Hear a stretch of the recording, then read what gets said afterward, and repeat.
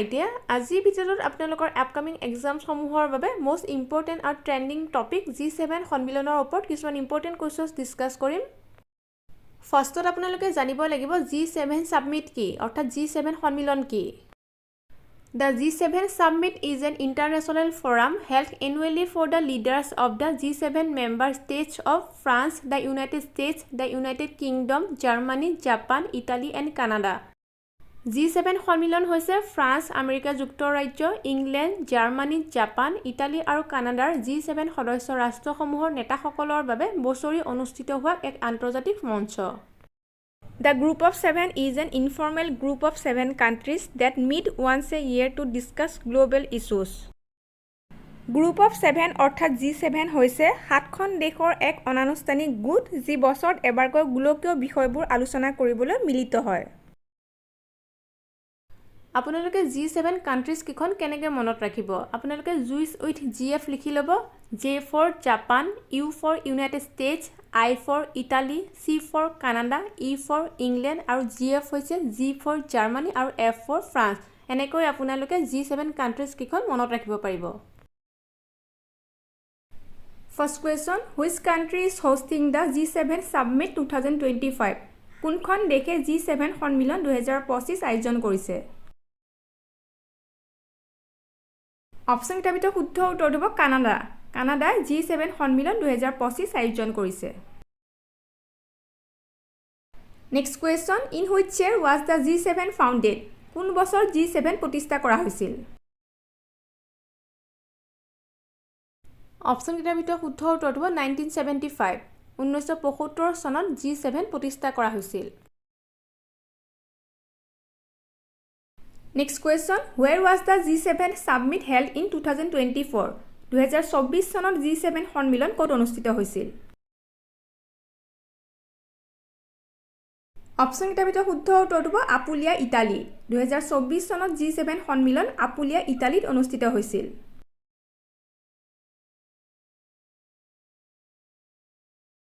Next question Who has chaired the G7 summit 2025 G7 সন্মিলন 2025 ৰ অধ্যক্ষতা কোনে কৰিছে অপচন কেইটাৰ ভিতৰত শুদ্ধ উত্তৰ হ'ব মাৰ্ক কাৰ্নি G7 সন্মিলন 2025 ৰ অধ্যক্ষতা মাৰ্ক কাৰ্নিয়ে কৰিছে আৰু মাৰ্ক কাৰ্নি হৈছে কানাডাৰ প্ৰাইম মিনিষ্টাৰ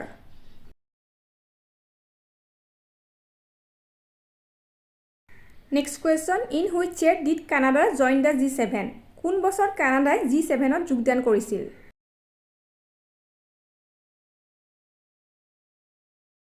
অপচন কেইটাৰ ভিতৰত শুদ্ধ উত্তৰ হ'ব 1976 1976 চনত কানাডাই G7 ত যোগদান কৰিছিল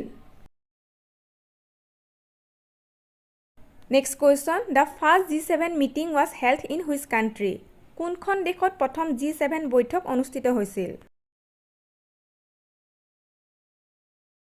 অপচন কেইটাৰ ভিতৰত শুদ্ধ উত্তৰ হ'ব পেৰিছ ফ্ৰান্স ফ্ৰান্সৰ পেৰিছত প্ৰথম G7 বৈঠক অনুষ্ঠিত হৈছিল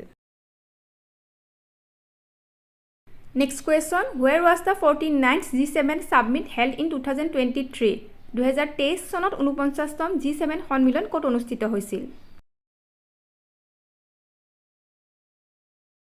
অপচন কেইটাৰ ভিতৰত শুদ্ধ উত্তৰ হ'ব হিৰোশ্বিমা জাপান জাপানৰ হিৰোশ্বিমাত 2023 চনত 49তম G7 সন্মিলন অনুষ্ঠিত হৈছিল Next question How many times Canada chaired the G7 summit কানাডাই কিমান বাৰ G7 সন্মিলনৰ অধ্যক্ষতা কৰিছে অপচন কেইটাৰ ভিতৰত শুদ্ধ উত্তৰ হ'ব 6 কানাডাই 6 বাৰ G7 সন্মিলনৰ অধ্যক্ষতা কৰিছে Next question Which edition of the G7 Summit 2025 is being organized G7 সন্মিলন 2025 ৰ কোনটো সংস্কৰণ আয়োজন কৰা হৈছে অপচন কেইটাৰ ভিতৰত শুদ্ধ উত্তৰ 51 G7 সন্মিলন 2025 ৰ 51তম সংস্কৰণ আয়োজন কৰা হৈছে Next question Where was the 48th G7 summit held in 2022 2022 চনত 48তম G7 সন্মিলন ক'ত অনুষ্ঠিত হৈছিল অপচন কেইটাৰ ভিতৰত শুদ্ধ উত্তৰ হ'ব বাভাৰিয়ান আল্পছ জাৰ্মানী 2022 চনত 48তম G7 সন্মিলন বাভাৰিয়ান আল্পছ জাৰ্মানীত অনুষ্ঠিত হৈছিল Next question. How many countries were there in the G7 at the time of its established? G7 প্ৰতিষ্ঠিত হোৱাৰ সময়ত কিমানখন দেশ আছিল? অপচন কেইটাৰ ভিতৰত শুদ্ধ উত্তৰটো হ'ব 6. G7 প্ৰতিষ্ঠিত হোৱাৰ সময়ত 6খন দেশ আছিল। তেতিয়া G6 আছিল, G7 নাছিলে আৰু সেই দেশকেইখন হৈছে United states, United kingdom, France, Germany, Japan আৰু Italy. Canada was included in Group 7 অৰ্থাৎ G7 in 1976. 1976 চনত কানাডাক গ্ৰুপ অফ 7 অৰ্থাৎ G7ত অন্তৰ্ভুক্ত কৰা হৈছিল আৰু তেতিয়াৰ পৰা G6ৰ পৰা G7 হৈছিল।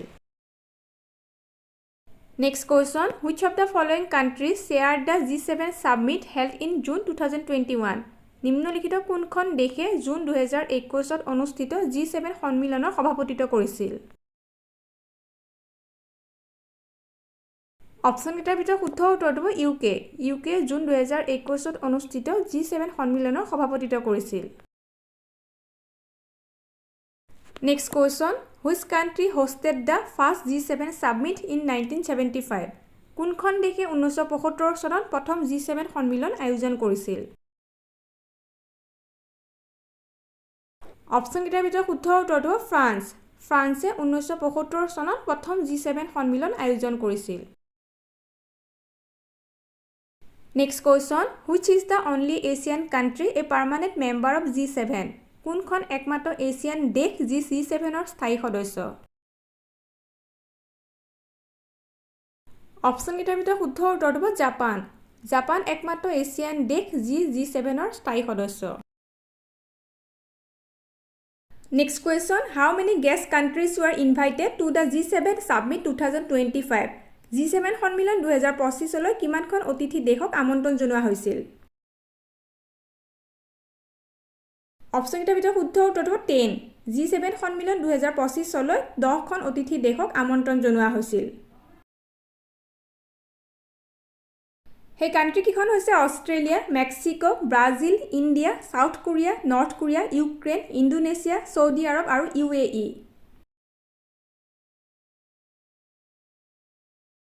Next question. Who participated in the 2025 G7 Summit from India? ভাৰতৰ পৰা 2025 চনৰ G7 সন্মিলনত কোনে অংশগ্ৰহণ কৰিছিল? অপচন কেইটাৰ ভিতৰত শুদ্ধ উত্তৰটো হ'ব নৰেন্দ্ৰ মোদী। ভাৰতৰ পৰা 2025 চনৰ G7 সন্মিলনত নৰেন্দ্ৰ মোদীয়ে অংশগ্ৰহণ কৰিছিল। Next question. Who was the first Prime Minister of India to participate in the G7 outreach session in 2003? 2003 চনত G7 outreach অধিৱেশনত অংশগ্ৰহণ কৰা ভাৰতৰ প্ৰথমজন প্ৰধানমন্ত্ৰী কোন আছিল? অপচন কেইটাৰ ভিতৰত শুদ্ধ উত্তৰটো হ'ব অটল বিহাৰী বাজপেয়ী। 2003 চনত G7 outreach অধিৱেশনত অংশগ্ৰহণ কৰা ভাৰতৰ প্ৰথমজন প্ৰধানমন্ত্ৰী আছিল Atal Bihari Vajpayee. Next question. How many times has India participated in the G7 summit till 2025? 2025 চনলৈকে ভাৰতে কিমানবাৰ G7 সন্মিলনত অংশগ্ৰহণ কৰিছে? অপচন কেইটাৰ ভিতৰত শুদ্ধ উত্তৰটো হ'ব 12. 2025 চনলৈকে ভাৰতে 12 বাৰ G7 সন্মিলনত অংশগ্ৰহণ কৰিছে। আজিৰ ভিডিঅ'টো ইমানতে শেষ কৰিছোঁ। আকৌ এটা নতুন ভিডিঅ'ত লগ পাম। Thank U.